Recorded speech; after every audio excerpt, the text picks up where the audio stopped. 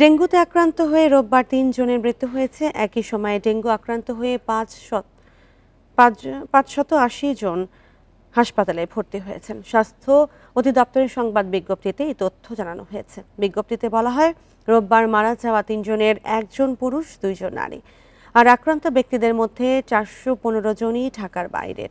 চলতি বছর এখন পর্যন্ত ডেঙ্গুতে মারা গেছেন ১৩৫ জন, যাদের মধ্যে ৭৩ জন পুরুষ ও ৬২ জন নারী।